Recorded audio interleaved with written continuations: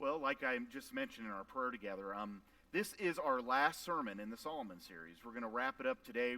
The next couple of weeks, we're going to do a series on Jude, one of the shortest books in the Bible. Jude, actually, there's only one chapter, and we're going to spend 2 weeks on it. And then we start Believe, our Believe series that's going to run us all the way up until the end of the school year. And I am super, super excited about Believe. And I really hope that you're considering joining a group or being a part of a study. We have Sunday. There's a Sunday morning class that meets. We have other groups that meet during the week. We want to really encourage you to be a part of a group, because it's in a group that you really get to know people. I mean, I've said this a million times, and I'll say it a million more, so you'll have to live with it. Is that I firmly believe that if you had to choose between Sunday morning and group, I want you in group. Now, you can do both. That'd be a good thing. But group is so important. And this study is going to be a great one. I've been preparing for it. I'm telling you, it's going to be worth your time. And it's going to help us all grow. We're going to learn some basic things to start off. But really the whole thrust of the series is about who are we as Jesus followers? What does that look like? You know, sometimes we get wrapped up in a lot of the other things that are going on in life. I know over the summer we've talked about Solomon, and we've done other series on marriage and different things. But sometimes it's really good to get back to the essentials, back to the things that are the most important, and that's what this series is going to help us do. So I really want to encourage you to be a part of it. There are books. You can go out there, like was mentioned by Alan, you can actually purchase materials already. You can just go to the cafe, where if you don't have to buy a drink, although that would be nice. But you could go up there and you can pay for it there as well. So we really want to encourage you to do this. If you have questions, you can contact me. I know we have a table out here as well. Shelby will be out there, our office manager, and she can help you as well with any questions, okay? All right, well, let's get into this. We're going to be in 1 Kings today. Again, the last time we'll be in chapters 10 and 11 today. We're going to wrap things up. And as I got started today, have you ever gotten wrapped up into something and you were trying to find a way to get out of it? And maybe it's because you compromised a little bit on some things. My freshman year of college, I went to Florida Christian College in Kissimmee, Florida, near Orlando. And for most college students, right, it's your first opportunity at a little bit of freedom. And so I get to Florida Christian, and there was some guys that were about maybe 2 or 3 doors down from me who seemed like okay guys, and so I started hanging out with them a little bit. I didn't know anybody. They were juniors and seniors, or sophomores and juniors in college, and so I started hanging out with them. I thought, I'm sure they're good guys, I'm at a Christian college. It's all good, So I started hanging out with them. Sometimes I'd hang out in their apartment, and I would hear maybe a little story or a little word here or there that wasn't probably something you would expect to hear on a Christian college campus, But I thought, it's a Christian college, and we've all got our frailties, we've all got our shortcomings, and so I kind of just went along with it. And probably part of it was because I was desperate to have some friends, being new on campus. Part of it was probably just because I wanted to meet new people. But whatever it was, I got to know these guys. So one day they decided that they wanted to go out, and they wanted to go hang out and do some things. And I'm like, well, okay. Although there was some red flags that were there. But I decided I would compromise on some of the things that I'd really held on to through high school. I think if you were to talk to my mom would probably tell you I was like probably the opposite of probably most high school kids. I had no problems in high school. Like, we never got in any fights. I did everything I was told. I mean, so for me, it was kind of I was compromising some things, but I'm like, I need some friends. And so anyway, we jump in a car and we go up into the Orlando area. It's about 30 to 40 minutes away, depending on traffic. And we go on the turnpike. Now, I don't know if you've ever been on the turnpike in Florida before, but it can be pretty busy, especially in Orlando. Orlando has a lot of traffic. And so we're going up this road, and we're going faster. And these guys are laughing. I'm sitting in the back seat. It's going faster. It's going faster. We're getting up 60 miles an hour, 70 miles an hour. Now, the speed limit was probably, I think, around 50 or so in that area. We're up to 70. We're up to 80. We're up to 90. And I'm sitting here in the back seat, and I'm holding on for dear life. And I'm sitting there thinking, what in the world have I gotten myself into with these guys? I'm going to die. on the Florida Turnpike, and I've just started college, And so I'm getting worried, and I'm like, guys, slow down. And they're like, oh, we're fine. Everybody's laughing, having a good old time, except for me. And so then we get off the off-ramp, and we go up to where you pay, because I think now they have a lot of this automated stuff where you just go through. But back then, you always had to actually talk to somebody and pay them, okay? So we pulled up, and something just totally, I couldn't believe what happened. They stopped at the one guy that was driving stopped. He made a not so nice gesture to the lady at the booth and drove straight through. Didn't pay him. And I'm like, oh my gosh, I'm going to get arrested now, Because, they have like these cameras that like can check your plate, And I'm sitting here thinking, oh my gosh. Now, thank God, by the grace of God, I got back to our apartments in one piece. We went and did some other things. And it just showed me in that moment what happens when you compromise what you believe. Because I knew all along in the process that I was making, that I was compromising on things that God would not want me to compromise with. And yet I did it anyway out of desperation. In this situation, it was because of a relationship. It was because I was wanting this friendship. The reason I share this story with you today is because I bet you have been there yourself. All of us in this room, in some way, you have compromised something in some way. Maybe we've given a little bit here, or we've given a little bit there, and then what ends up happening, and what ended up happening for me there in those brief hours, thank goodness, thankfully I caught on to it, was that we get swallowed by it. We compromise little by little, and the next thing we know, we get swallowed by it. There was a funny story that I found this week. It said that there was a hunter who went out into the forest to shoot a bear, and winter was fast approaching, and so he was hoping if he shot a bear, he would be able to take its coat, its fur, that bear skin, and be able to make something out of it to keep him warm. And so he finally saw a bear, and he took aim at it, and he was getting ready to shoot, and the bear shocked him because he started talking to him. And the bear says to him, he's like, wait a minute, why do you want to shoot me? Don't shoot me. And the hunter replied, well, I have to shoot you because I'm cold. And the bear replied, well, I'm hungry, so maybe we can reach an agreement, he said. And in the end, the hunter was kept nice and warm, and the bear was fully fed. And we know what happened there, right? The bear had himself lunch, okay? But isn't that exactly what compromise can do? The hunter compromised, and he got swallowed up by it. He got what he wanted, but it cost him dearly, and it cost him heavily. And as we've looked at Solomon's life, I think this message today is so timely because we live today, I believe, in an age of compromise, and it comes in a lot of different packages.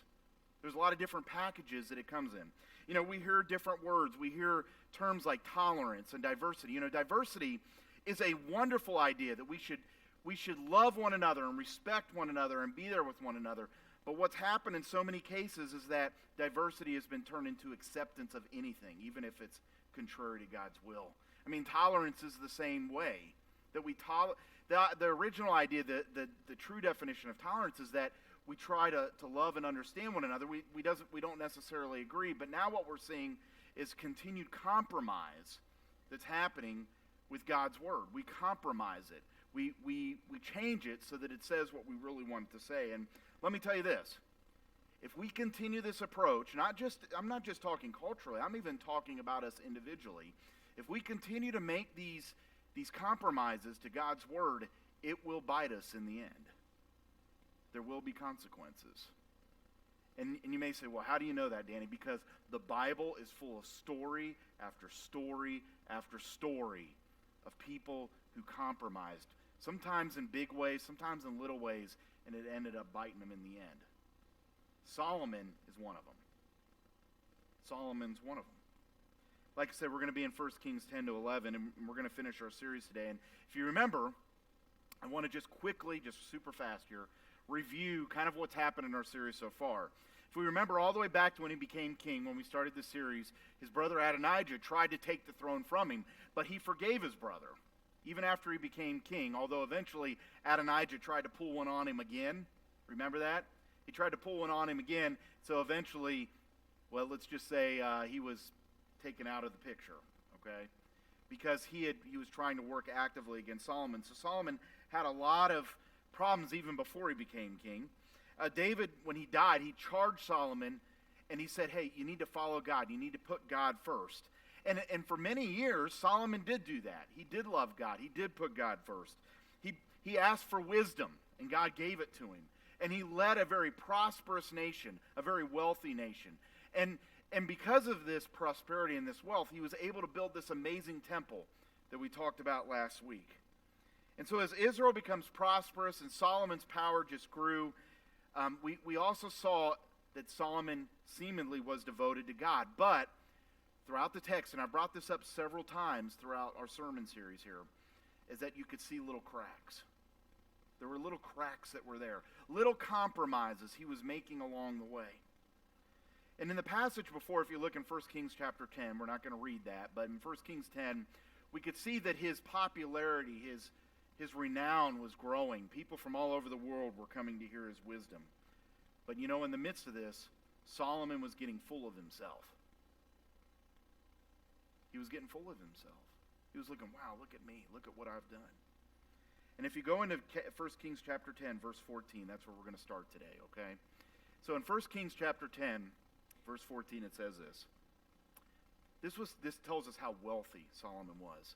It says, the weight of the gold that Solomon received yearly was 666 talents, not including the revenues from merchants and traders and from all the Arabian kings and the governors of the territories. Now, I know that seems like these two verses are kind of weird ones to start with, but I'm trying to set something up here, because when I'm talking about compromises, we're going to start seeing compromise in Solomon's life.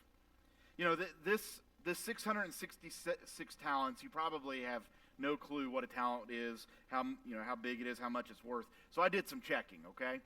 666 talents of gold would equal, in our own measurement, 25 tons of gold a year. That's a lot of gold. 25 tons of gold he was bringing in a year. And as the text says, that doesn't even include all the other stuff that was coming in from other sources. So we have a very prosperous, very wealthy nation. Now, if you were to add that up today, I checked the exchange, or not the exchange rate, just the what gold is worth, okay, this week. And I did a little bit of math. I use my fingers and my toes, okay? And I was able to figure it out. If I were to equal 25 tons in today's value in gold, it would be over $1.2 billion. Okay? So that's what was coming in every year. But, remember, inflation has really come a long way since then. Things have really, really inflated since then. And then put on top of it that he reigned for 40 years. So think of the amount of wealth that was accumulating. Some estimates that I've read online this week, and they varied, but I would say the average estimate says that Solomon was worth, now get this is amazing. Solomon, as king of Israel, he was worth $1.2 trillion. That's a lot of money. You know, put that in comparison. The richest man on the earth today is Jeff Bezos. He owns Amazon, and he's worth $110 billion. So Solomon was worth 10 times more than Jeff Bezos. That's how wealthy he was. That's how much he had.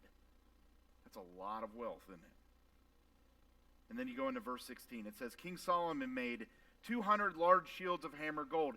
600 bekahs of gold went into each shield. He also made 300 small shields of hammered gold with 3 minas of gold in each shield.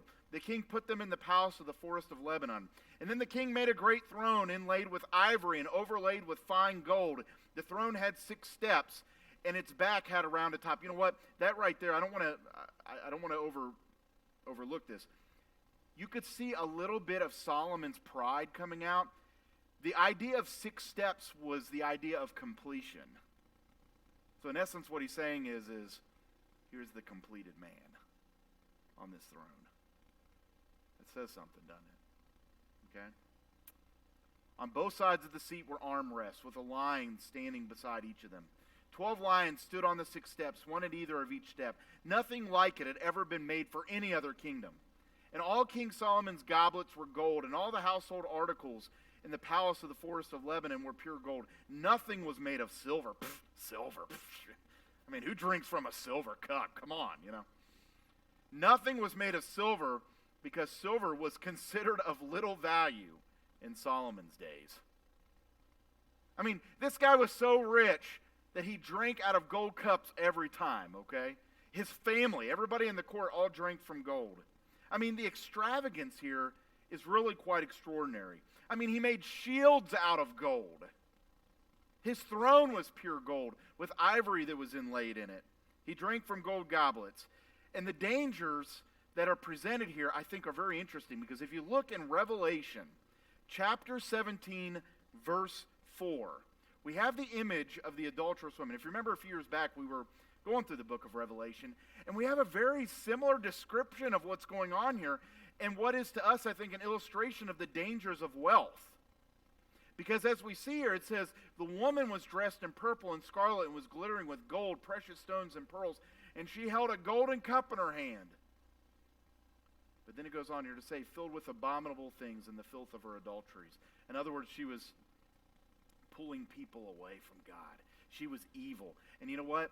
I think what's happening here with Solomon, as he drinks from this goblet of gold, the evils are starting to come out of that goblet. They overflow. Some things don't change. From Solomon's time into the time of Revelation, some things just don't change. If you go on there in verse 22, going back to 1 Kings 11, or 10, excuse me. It says, the king had a fleet of trading ships at sea, along with the ships of Hiram. Once every 3 years it returned, carrying gold, silver, and ivory, and apes and baboons. King Solomon was greater in riches and wisdom than all the other kings of the earth. The whole earth sought audience with Solomon to hear the wisdom God had put in his heart. And year after year, everyone who came brought a gift. Articles of silver and gold, robes, weapons, and spices, and horses and mules. I mean, he had more than anybody, right? And Solomon accumulated chariots and horses. He had 1,400 chariots and 12,000 horses, which he kept in the chariot cities and also with him in Jerusalem. The king made silver, this is an interesting verse. The king made silver as common in Jerusalem as stones. Now, there's a little bit of a hyperbole there. I'm sure that they didn't just have little gold rocks laying around all over the place. But you get the point, right? And it says here, and cedar as plentiful as sycamore fig trees in the foothills. Solomon's horses were imported from Egypt and from Kue. The royal merchants purchased them from Kue. They imported a chariot from Egypt for 600 shekels of silver and a horse for 150. They also exported them all to the kings of the Hittites and the Arameans. Now, there's something here that we want to be reminded of. Remember when Jesse Walker, when he preached this summer, he shared about some of the rules that were there that kings were not supposed to do as Jewish kings, and one of them was the accumulation of horses and chariots. In Deuteronomy 17, it says, the king, moreover, must not acquire great numbers of horses for himself or make the people return to Egypt to do what? To get more of them. Well, what did Solomon do? It says there right there in the text there in 1 Kings 10 that he sent him back to Egypt to get more of them, didn't he? For the Lord has told you are not to go back that way again. Don't go back to that. Stay away from that. Solomon didn't listen. He didn't listen. You know, when I look at this, what does it tell us? Solomon's focus had moved away from God. Solomon's focus changed to accumulating more because to him, God had become an afterthought. How did he get this rich? How did he get this wealthy? Let's just say this. Solomon didn't become rich and wealthy totally by the best of means. We know that he overtaxed the people of the kingdom. He bullied other nations through commerce. As we saw right here in the text we just read, that people would come and pay tribute to him. Really, in many ways, what happened is Solomon focused more on what he could get instead of what he could give. And he accumulated it more and more. You know, this sounds a lot like what's happening even in our own country, doesn't it? Like I said, some things never change. Sin and the human nature just doesn't change. It's this pursuit of accumulating more. And it affects all of us. We all deal with this because we just live in really such opulence. I saw an interesting thing on Twitter this week that really got me to be thinking. The question was, would you have rather been a billionaire back in the 1800s or make an average income today? And if you look at all of how much technology, how our health is now, the things that we have, the overwhelming consensus through the discussion that I read in the comments on Twitter is that you would want to live now instead of then. I don't know about you. This summer, I've loved my air conditioning. I've loved it. It's a great, wonderful thing. A billionaire 150 years ago didn't have air conditioning. Just things like that. We are such wealthy people, and we can be so consumed, and we can be pulled away. We have to be careful. Now, if we move into 1 Kings 11, so the first problem that Solomon had was that he was so focused on accumulating. Okay, now here's the second thing. King Solomon, however, loved many foreign women besides Pharaoh's daughters. He loved Moabites, Ammonites, Edomites, Sidonians, and Hittites.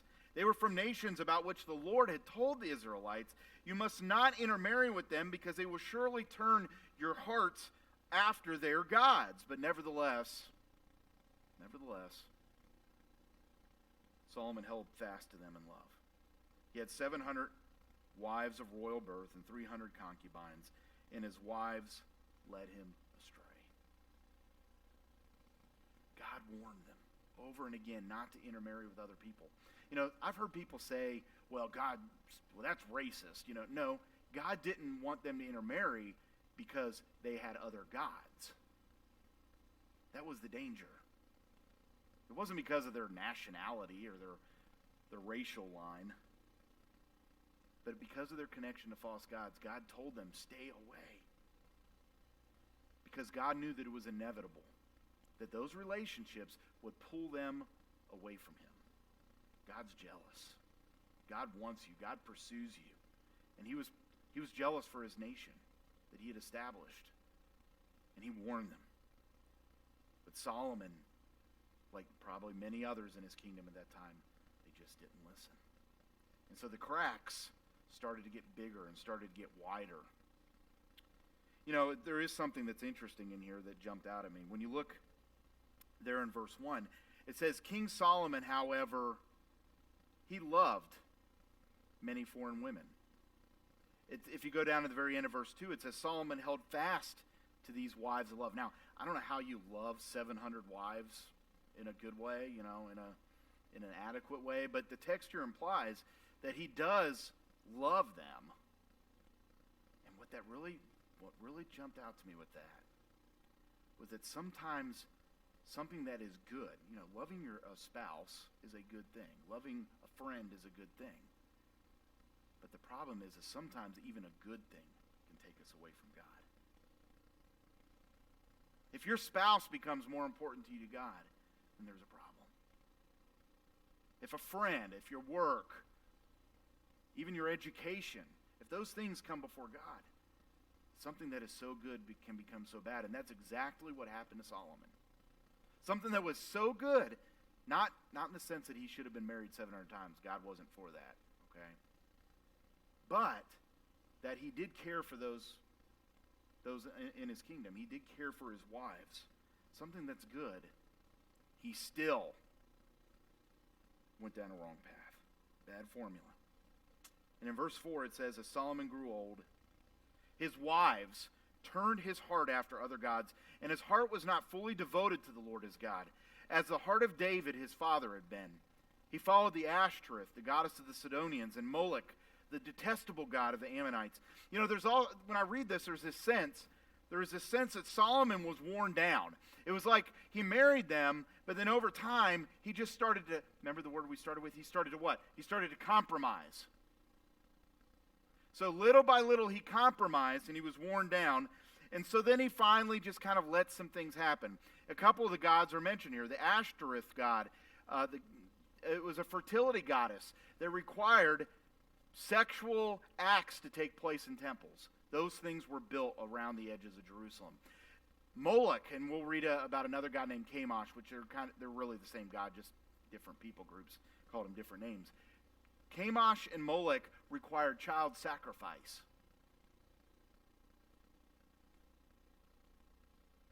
This is what Solomon was allowing to happen because of the influence that had come into his life. And so in verse 6 it said, so Solomon did evil in the eyes of the Lord. He did not follow the Lord completely, as David his father had done. On a hill east of Jerusalem, Solomon built a high place for Chemosh, the detestable god of Moab, and for Molech, the detestable god of the Ammonites. He did the same for all his foreign wives, who burned incense and offered sacrifices to their God. Solomon's walk away from God, I think, was a little bit like this, and I want to put this up here on our screen. It kind of happened in steps. When we walk away from God, this is, I would say generally, maybe not exactly in the same order or the same steps per se, but generally this is what happens. First of all, is we move away from following God completely and we allow other things to step in. I've seen this happen so many times to Christians, to those who follow Jesus. They start drifting away. Maybe they don't get connected to Christians. They don't go to church as often, or they don't study the Word, or they don't pray. And you start making some little things. Now, I'm not saying that they don't believe in Jesus. They do. But they start making these little compromises. And what happens is just like what happens here in Indiana in the winter, right? You start having these cracks, and then the rain gets in, or the snow, and then it freezes up, and what happens? Then it widens, and it makes bigger and bigger cracks. Well, that's what's happening here with Solomon. These little things. He still loved God, but it all started off with these cracks. All right?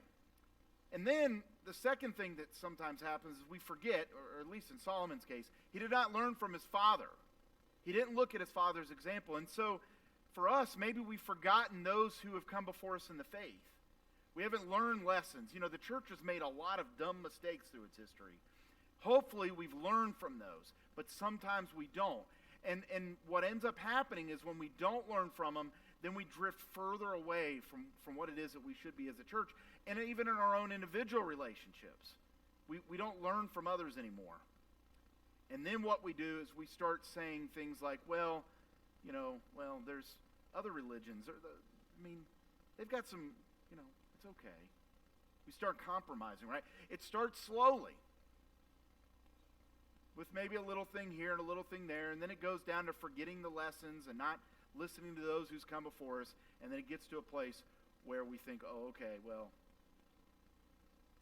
my religion's good, but what's good for me is good for me, but what's good for them is good for them. That we hear that a lot, right? And that's what happens, and we have to be careful, and that is what happened to Solomon. Now, I want to say this, a little asterisk, I guess you would say here. The text does not say anywhere that Solomon participated in child sacrifice or anything like that. I don't want to say that he did. But what he did was he compromised and he allowed things to happen. And what we see here in the text is that God is just as disappointed by that as even perhaps even participating in it directly. So anyway, here, but let's boil this down to what the problem is here. So we realize that Solomon, the first mistake he made in walking away from God was that he got wrapped up in stuff, right? The second one was this. Solomon's focus went toward people and away from God. He was more worried about making his wives happy than he was about making God happy. And so he decided, you know what? I want them to be happy. They can worship their own gods. And in the whole process, disappointed the God who had blessed him and prospered him and given him wisdom. He set it all aside because he wanted to please people. What started out as a seemingly innocent marriage, these marriages that were intended to seal pacts between people groups for peace, really turned into a Trojan horse in his kingdom. He allowed him in, and then the horse opened up, and it all broke loose. Little by little, drip by drip, his faith was eroded away. You know what? I bet you at first when he married these ladies, he thought, oh, these these marriages won't change me. They're not going to change me. I'm strong. I'm a strong God follower. They worship their false gods. And I've heard this in like premarital once or twice. I will change them. And they will love God too. Let me say this, that hardly ever happens. Sometimes it does. Usually it doesn't. So that's where it all started. He made that compromise. Then later, I bet you he said this, and maybe you've done this. I know I have, right? Later, he was probably like, all right, well, they do it, but I don't do it. They don't do it, or they do it. They go and worship these guys. But God, I don't, so we're good. It's all right, we're good. Yes, maybe I allowed him to build it. Yeah, but I'm not doing it. I'm not up there worshiping on the hills with him. And then eventually he probably reached the point, he did reach the point where he's like, it's all good. See, my whole point is that your walk away from God is not something, I've very rarely, if ever, seen it where it's like that. It happens slowly in steps, little by little. Choices we make, mindsets we adopt.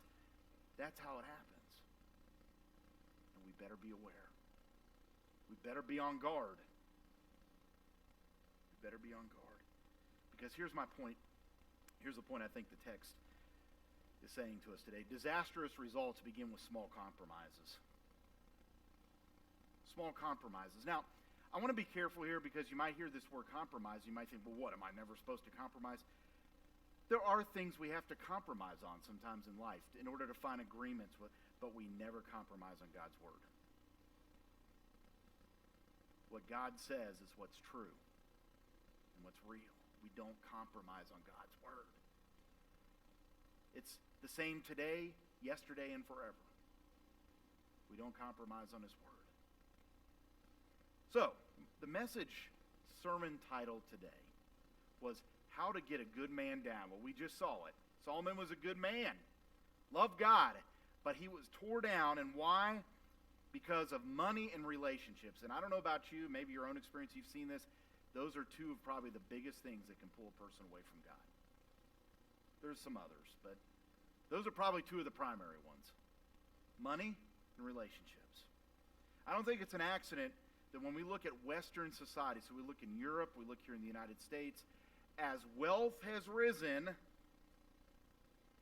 faith in God has dropped. It's not an accident. When our beliefs and our ideas about how relationships should be, and we've crafted and made them the way we want to, has changed, our faith in God has dropped. It's not an accident. They correlate. So we have to be careful about this in our own lives. Is that happening in your lives? Are you compromising in relationships? Is your pursuit for stuff pulling you away from God? You know, and I'm not going to read the rest of chapter 11. There's a lot more information there that talks about what happens afterward. But let me tell you what. After Solomon, after what we've read today, all this wealth and his giving into other gods, bad things started to happen. All right? If you read further on there, it says that the nations that surrounded Solomon, after all this time of peace and tranquility, the nations then started to fight back against Solomon. Then something else that we read there in the text, we see that there was a workers' rebellion. So the people within Israel were becoming more and more unhappy because Solomon was overworking and overtaxing them. So within the culture and within the society, things were starting to unravel. Wow, that sounds familiar. Upon his death, division broke out. The northern and southern kingdoms split, and they never again came back together.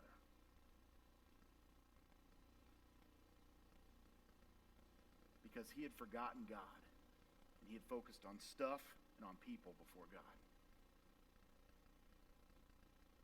Disastrous results come with small compromise. And so today I want to ask you in your own life, as you think of what this looks like for you, what are some things in your life right now And this is a much bigger question than probably you can answer here this morning, right now in this moment. But what are some things in your life right now that might seem small or insignificant or even socially or culturally acceptable that could have disastrous results? What are some things in your life that you've compromised on? Maybe it's been in relationships. Maybe it's the people that you hung out with. Maybe you've made the same mistake, or you're making the same mistake that I did with those guys that I was with in college. You've overlooked some things, you compromised on some things because you want to be friends. And I'm not saying that we don't love people that are different. Hey, we've all got our problems, right? We do love people, we are there. But are we going to align with them and do what they do? Because that's what I did that day. And it was a process of getting there. It's going to lead to disastrous results. Maybe wealth is where you're being pulled away. Maybe you work too much to try to get that wealth.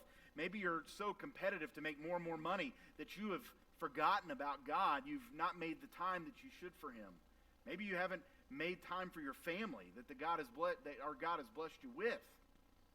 And that pursuit of wealth and maybe even a sense of power in your field or your workplace or whatever. You've been seduced slowly. You know, I really do hope that this series has been a challenge to you. We've talked about a lot of big things. We've talked about worshiping God and wisdom and forgiving people. But let me tell you this, and this is where Solomon messed up, right? He wasn't on guard. He wasn't on guard. Yes, he loved God for many years, and he did some wonderful, amazing things, but there were cracks, and he wasn't on guard. I mentioned to you earlier we're going to be doing a 2-week series on the book of Jude. Jude talks a lot about this. Next week we're going to talk about how things are often camouflaged. We have to be on guard. Now, for some of you in here today, maybe you're already there, and you're reaping those disastrous results of decisions that you've made. I want you to know today, though, this. You know, Solomon was down, but let me tell you, he wasn't out. He wasn't out. And you might be down today, but you're not out. Because, how do I know that? Because I know the God we serve.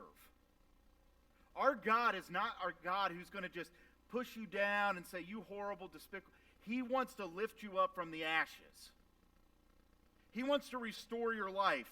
You know what? I have good news for you today, and literally, it is the good news. It's the gospel. The gospel is the good news. It's the hope of forgiveness.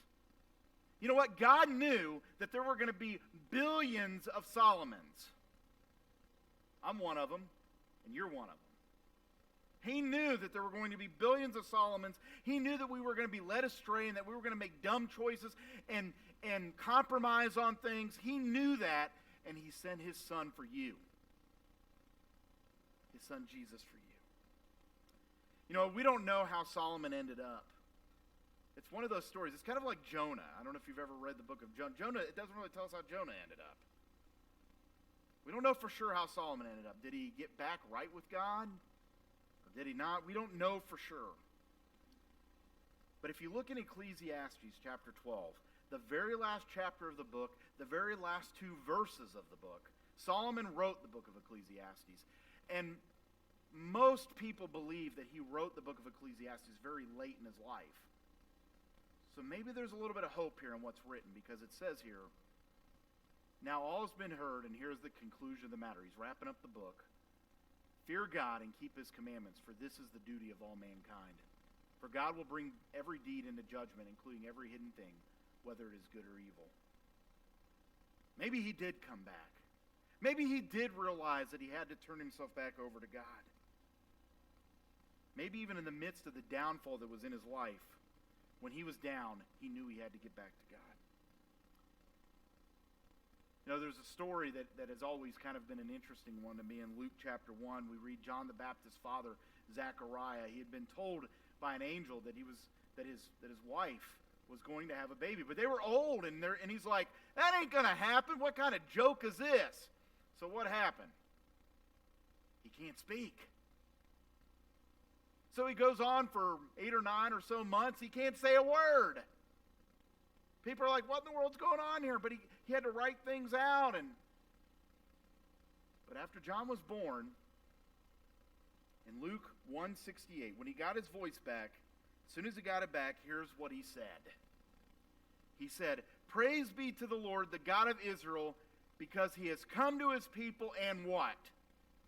And redeemed them." He's bought them back. He bought back those compromisers. He brought back those traitors. He brought back those sinners, those adulterers. Just name your sin. He's brought them all back. He's redeemed them. And I want you to know today, sitting in this room, or whether you're joining us online, that if you are down, you are not out. Now, some of you might have come in here today and you're feeling really down. You made some bad choices and you've done some things. Maybe it was just today. Maybe it was this morning. Maybe it was, I don't know. But you're not out, because I serve a God who's so much bigger than that. Amen?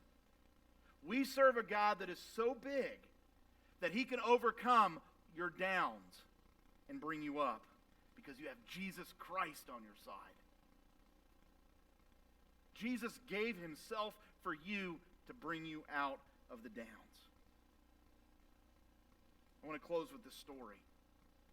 One time there was a man, and he had a friend, and they were close, but as time went along, they kind of drifted apart. One man went one way, one man went the other way in his life. One man became a judge, became very well respected in the community, and was a judge there in the local courthouse. The other man, though, went a different direction. He got involved in a lot of things that he shouldn't have, made a lot of mistakes. But one day, the judge had his friend brought into the courtroom because he had done some things, and he had to pay a humongous fine. Huge fine. I mean, it was a fine this man couldn't do, but the judge had to. He had to be fair, right? A judge has to be fair. It doesn't matter whether it's his friend or not. He had to be fair. And so his judgment was to pay this huge fine. But something amazing happened. After the judge laid down this fine, he got up out of his seat, got up off the bench, and he comes around the witness stand, and he goes front. He takes off his robe, his judge's robe, and he does something really cool. He then pulls out his wallet. He gives the man the money, and it says, "Here's the money for your fine." I love that story because that's what Jesus did for you. You've got a big fine to pay. Big fine to pay. But he's paid it for you. And so today, my hope is that maybe we look at where we're compromising. Let's grow from that. Stay away from those things. But thank God that when we do compromise, the grace of God is there to cover us. Amen. Let's pray. God, we thank you today for your word, and what a challenge to us, but also what a hope and a promise we have. Solomon made a lot of poor choices. We've made a lot of poor choices. We've compromised in so many ways. But you, Father, are willing to forgive us if we would just give our lives to you, to make you the Lord of our lives. And then once we do that, you want to grow us, Father. Your Spirit wants to change us so that we compromise less and we find our peace and our strength in you more. God, I pray for your people here today, whether they're in this room or online, God. I pray that they would maybe find that area or two where compromise has started to seep in. And Father, find a different path, a different way so that they can stay true to you and your word. God, I thank you so much that you love us like you do, that you haven't given up on us even when we do compromise. God, you're such a loving and an amazing Father. We pray all this